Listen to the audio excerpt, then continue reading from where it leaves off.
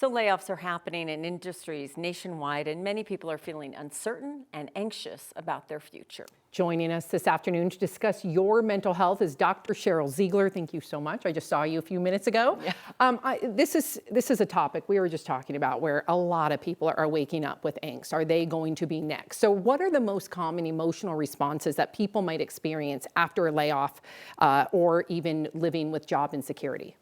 Yeah, I mean, I think in a normal space, you have anxiety, you have that anticipation, you can't sleep well, you know, you're starting to get physical symptoms, you have a stomach ache, you have a headache. But I think that right now with what's happening in terms of, it's not just small department layoffs, but it feels like entire, sections of the way that our country is functioning may be going away. It's interesting. It's permeating out everywhere. So it's obviously impacting the actual worker, financial stresses and stresses about who's going to do their job. Like, so many people are going to social media and they're putting it out there and they're going, hey, just so you know, here are all the things that are going to happen because I no longer have a job, right? And I think we've been impacted. I know I've been, especially by people in parks and, the forest and who's managing the land, who's taking out the trash, those kind of things. But I think that what's interesting is that the country is sharing in the angst with them. So now we have really this collective anxiety. Our country's gone through times when, I just remember 2007, 2008, especially here in Colorado, we really hit some tough times. And yeah, there were furloughs, we had furloughs here, there were layoffs and things like that, but there wasn't that ability to communicate the same way through social media on your response too. So do you see that as a positive? Like say, hey, I'm really angry right now, I need to vent. Is there a positive at all? I do think that it's a positive because, sure, on the receiving end, us watching somebody else, it gets us, more stressed, but it gives people something to do, which is key when you have a stressful situation, especially layoffs. You have something to do. So let's say I'm the person that's getting the layoff. Well, I'm going to go to social media. And at first, probably they think they're talking to their friends and family. And before you know it, they're like, wow, thousands of people, now tens of thousands of people are writing me. You're not alone. You're staying connected and you know that other people care. And that really is actually a game changer. And what about, that's an interesting answer. What about the people that have already lost their jobs? Yeah. What's some advice that you could give them, some healthy ways to cope?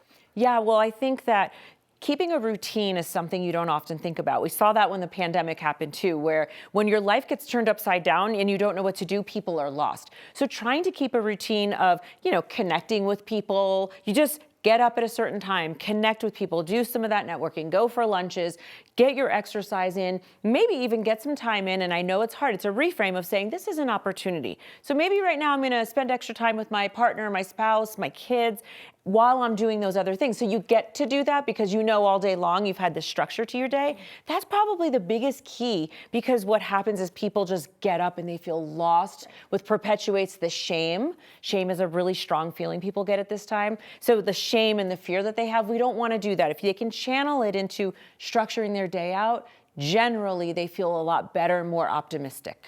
Yeah, I've often heard if you're not feeling strong, you're certainly not going to be able to look for a new job in that same state either. But what do you do if you have kids? How do you tell them? And that's tough. I can't imagine having that conversation. Oh, it's really, really tough. And I think, we have to be honest with kids, but then we also have to assure them that they will figure it out. And yes, I hear about people needing to get 2 jobs, 3 jobs even to make up for the jobs that they've lost.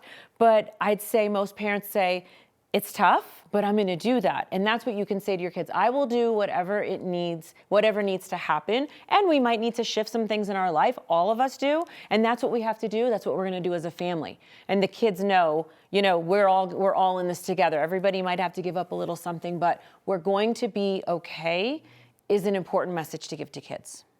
Well, we're thinking about everybody out there dealing with this and just that uncertainty, because there are so many businesses right now that are hanging on by a thread. Right. And people are like, I don't know if I'm going to be doing this in a year or two. Yeah, absolutely. Very. Well, thank you for the advice, Dr. Ziegler, as always. Thank you.